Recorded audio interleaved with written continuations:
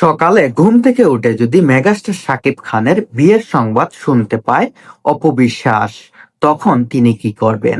অপবিশ্বাস বলেন, প্রত্যেকটা মানুষের জীবন স্বাধীনতা আছে, তার ব্যক্তি স্বাধীনতা থাকতেই পারে, সেটা তার একমাত্র ব্যক্তিগত ইচ্ছা।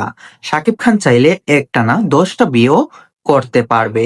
সব থেকে ভালো এবং সব থেকে ইম্পর্টেন্ট কথা হচ্ছে, একজন মানুষ ভালো, সুস্থ এবং সুখী থাকাটা খুব বেশি জরুরি।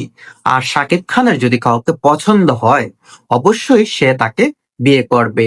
কারণ আমার আর শাকিবের মধ্যে দূরত্বটা অনেক আগেই সৃষ্টি হয়েছে।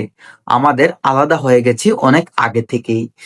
এখন আপনি একটা জিনিস খেয়াল করেন, আমি যখন আমার সন্তানকে নিয়ে ফেসবুক লাইভে বা সামাজিক টিভি চ্যানেল লাইভে চলে আসলাম, তখন শাকিব খানের কেমন ফিল হয়েছিল? তখন সে কি মনে করেছিল? সে তখন ভাবছিল কি যে অপবিশ্বাসকে অস্বীকার করবে, তার সন্তানকে অস্বীকার করবে? প্রথম প্রথম যখন আপনারা শাকিব খানকে কল দিয়ে জিজ্ঞাসা করেছিলেন, অপবিশ্বাস তার সন্তান নিয়ে হাজির হয়েছেন, বাবা হিসাবে দাবি করছেন আপনাকে, তখন আপনি দেখবেন শাকিব খান সেখানে অস্বীকার করেছেন কিছু জিনিস। তিনি স্পষ্টভাবে জানিয়েছিলেন যে অপবিশ্বাস তার স্ত্রী নয় এবং জয় তার ছেলে নয়।